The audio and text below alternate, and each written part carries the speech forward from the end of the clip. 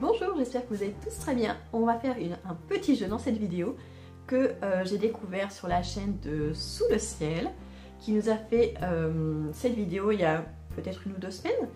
J'ai beaucoup aimé le principe et après Flowfly l'a repris sur sa chaîne également. Dans ce petit jeu, on va tirer un chiffre au sort. En fait, le but c'est de savoir si je me souviens de mes lectures passées. Normalement ça devrait aller parce que finalement ça ne fait que 2 ans, presque 2 ans que je me suis remise à lire. L'année dernière c'était quand même un rythme beaucoup moins soutenu que cette année, donc c'est pas très loin. Normalement je devrais me souvenir principalement de mes lectures, mais on sait jamais, il y a des livres qui ne marquent pas du tout, donc ça peut arriver aussi. Donc on va tester ça, donc je vais demander à Alexa de me dire un nombre entre 1 et 100, parce que mon carnet de lecture, je l'ai terminé hier, il est complet, donc il y a 100 lectures dedans. Et à ce moment-là, je regarderai quel titre c'est et je vous dirai si je m'en souviens ou pas. C'est parti. Alexa, donne-moi un chiffre entre 1 et 100. Voici un chiffre entre 1 et 100, c'est le 43. Le chiffre 43, donc je vais aller directement à la page 43. Haha, c'est Agatha Raisin, pas de peau pour la jardinière. Alors je me souviens, donc Agatha Raisin c'est un cosy mystery, pas de peau pour la jardinière, je me souviens de la couverture. On a une femme qui est plantée à l'envers dans un pot de fleurs, donc vous imaginez la scène. Et donc c'était lors d'un concours dans ce tome là, car ce livre faisait un concours des plus beaux jardins si je me souviens bien. Agatha Raisin avait encore triché une fois de plus. Et une des jardinières qui participait au concours avait été retrouvée morte dans sa serre, je crois. Et elle était plantée justement dans un pot chez elle. Voilà, donc je m'en souviens quand même assez bien. Après, il y avait sûrement d'autres détails, je ne me souviens pas. Mais voilà, je m'en souviens quand même assez bien. On va le faire pour 10 livres au total, parce qu'après sinon ça va faire trop. Peut-être même moins, parce que 10 sur 100 c'est peut-être beaucoup. Alexa, donne-moi un chiffre entre 1 et 100. Voici un chiffre entre 1 et 100, c'est le 69. 69. Alors, la page 69, c'est Courrier Sud, d'Antoine de Saint-Exupéry. Alors, je l'ai lu cet été. Pour en faire un petit résumé, c'est assez simple.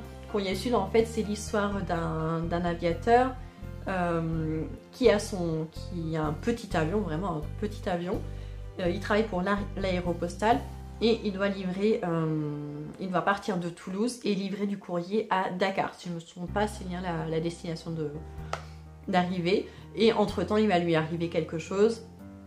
Il va nous décrire les paysages et tout ça, ses sentiments. On aura aussi la vie des personnes qui sont au sol, qui guettent à chaque fois s'ils passent au-dessus de telle ville, de telle ville, de telle ville pour pouvoir noter. Ils envoient des télégraphes après aux personnes qui doivent réceptionner à la fin. Et en parallèle, on avait une histoire d'amour.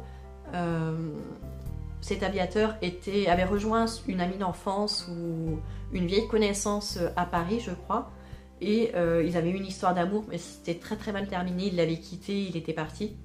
Donc voilà, je m'en souviens quand même assez bien.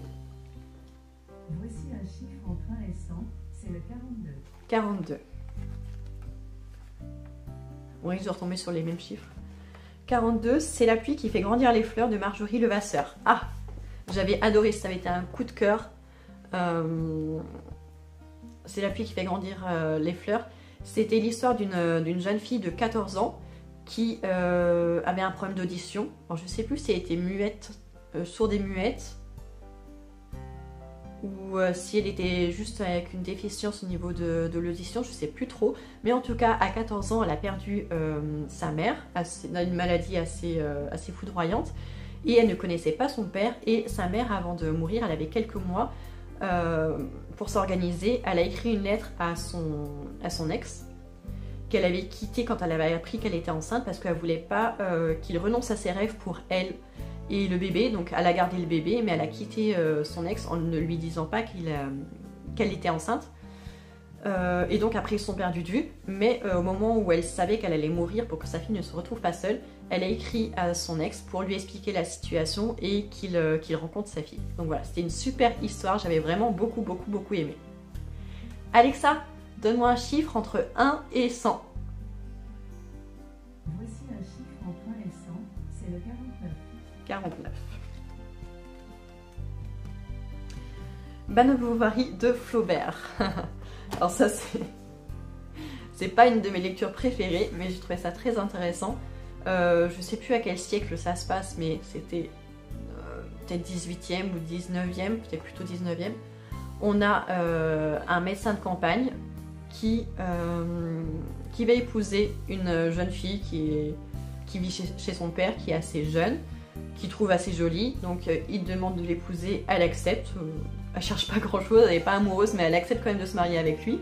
Il est médecin, donc elle se dit il doit être assez intelligent. Elle se dit bon, je vais pouvoir côtoyer des gens de la haute société et tout ça. Et en fait, pas du tout. Et toute sa vie, elle ne va que espérer rencontrer des gens plus importants, prendre de l'importance. C'était quelqu'un de très romantique et ça n'allait pas dans son couple. Et du coup, elle a eu quelques aventures. Et à la fin, elle se suicide avec de l'arsenic. Donc, c'était une femme dépressive. Mais voilà, je m'en souviens quand même assez bien. Alexa, donne-moi un... Voici un chiffre entre 0 et 100, c'est le 83. 83, donc ça va être récent. Je sais pas, de Barbara Abel. Alors, ça c'est un roman qui est très noir. On a une petite fille qui, lors d'une sortie scolaire, s'égare dans la forêt et tout le monde va la chercher, dont sa maîtresse. Et sa maîtresse va finir par la retrouver dans la forêt. En fait, la petite fille est tombée dans un trou et sa maîtresse va l'aider. En fait, elle va pas réussir au début à la repêcher, donc elle va être obligée de tomber dans le trou avec la petite fille. Et en tombant, elle va se casser une cheville ou un truc comme ça. Mais elle va finir au bout d'un moment en portant la petite fille sur ses épaules, à la poussant, à faire sortir la petite fille du trou. La petite fille, quelques heures plus tard, va être retrouvée par les gendarmes. Mais au lieu de dire que sa maîtresse est tombée dans le trou en la sauvant, elle va dire qu'elle ne l'a pas vue. Et voilà, elle va garder ce mensonge pour elle. Et et du coup, là, tout le monde va commencer à chercher la maîtresse, mais personne ne va la trouver, en tout cas pas au bon moment. C'est assez compliqué parce qu'il y a deux histoires en parallèle. En fait, cette maîtresse, on va apprendre que le père de la maîtresse a une aventure avec la mère de la petite fille. Elle l'aura découvert quelques jours auparavant. Et il y a plein de secrets dans cette histoire. Mais finalement, quand le père, qui participe aux recherches aussi, trouve sa fille, qui est inconsciente mais elle est encore vivante, et bien finalement il va la laisser mourir sur place, il va pas la sauver. Donc c'est très noir. Et la fin est encore plus noire parce que finalement le papa de la petite fille va découvrir que sa femme avait une liaison, et s'il me souviens bien, je crois qu'il va la tuer à la fin. Je crois qu'à la fin il va tuer la femme aussi. Enfin, c'est vraiment une histoire sordide. C'était un très bon thriller, mais alors noir de chez noir. Alexa, donne-moi un chiffre entre 1 et 100. Voici un chiffre entre 1 et 100, c'est le 82. 82. Blackwater, tome 1, la crue. Blackwater, je suis en plein dedans, j'en suis au tome 4 actuellement. Donc le tome 1, c'est la crue, donc c'est le début de la saga. Ça se passe en Alabama, à Perdido. Il y a une rivière qui a débordé, je ne sais pas si la Perdido ou la Blackwater, une des deux, mais qui est montée. Il y a une crue et toute la ville se retrouve sous les eaux. C'est une crue qui n'a jamais eu lieu, donc c'est vraiment inédit. Et on se passe une fois que l'eau a déjà monté, et on a quelques personnes, enfin tout le monde a été évacué, ils sont sur les hauteurs et tout ça, autour de la ville, donc tout le monde va bien. Et à un moment donné, Oscar et un de ses domestiques décident d'aller voir en barque l'étendue des dégâts de la ville. Et en s'approchant de l'hôtel, qui est le seul qui a un étage qui dépasse de l'eau, ils découvrent qu'il y a une jeune femme qui est dans cet hôtel. Son domestique lui dit non, n'y va pas, c'est pas une bonne idée, c'est bizarre. Et Oscar le force à aller jusqu'à l'hôtel. Il trouve la jeune fille, il l'aide à sortir de là. On ne sait pas comment elle est apparue ici. Et le domestique s'en méfie, il trouve que cette fille est louche. Oscar, il lui accorde toute sa confiance, très naïvement. Et donc voilà, donc il sauve cette nana, il la ramène avec les gens du village. Et après, par la suite, toute la famille d'Oscar va accueillir cette jeune femme qui s'appelle Elinor chez eux.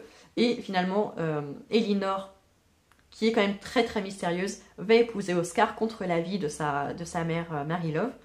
Et pendant très longtemps, on a... après, je vais vous raconter l'histoire des autres tomes, donc on va éviter. En tout cas, Elinor va se marier avec Oscar et ça va pas du tout plaire à sa belle-mère. Allez, on en fait un dernier parce qu'après je vais aller chercher mon fils au collège.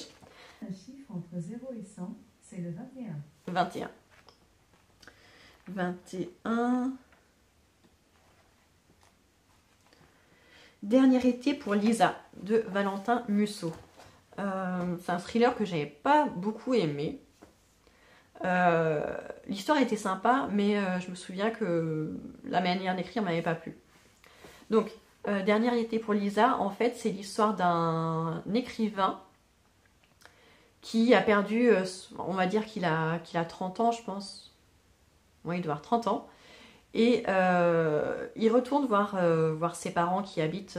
lui, il habite à New York. Il retourne voir ses parents qui habitent je ne sais plus où, aux États-Unis. En tout cas, à quelques heures de là où il vit habituellement. Je crois qu'il y va à l'occasion du décès de son père, à l'enterrement. Ouais, je crois que c'est ça. Son père meurt d'une crise cardiaque et donc il doit se rendre à son enterrement. Et lors de cette visite, il va repenser à un événement qui a eu lieu 15 ans auparavant, où sa meilleure amie a été tuée. Et c'est son meilleur ami qui... donc c'était un groupe de 3 amis. Sa meilleure amie a été tuée, apparemment par son meilleur ami. Et à l'époque, il ne l'a pas défendue, il l'a laissé aller en prison. Et du coup, 15 ans après, il se demande mais est-ce que c'était vraiment lui et tout ça. Donc il va remener l'enquête et il va faire plein de découvertes, notamment que en fait, sa meilleure amie, son ex-meilleure amie, en fait, c'était sa demi-sœur. Voilà, donc je m'en souviens assez bien. C'était il n'y a pas très... Je pense que c'était en début d'année, je pense. Au mois de janvier ou février que je l'ai vu, donc que je l'ai lu, donc c'est pas très très très vieux non plus. Voilà, donc je m'arrête là.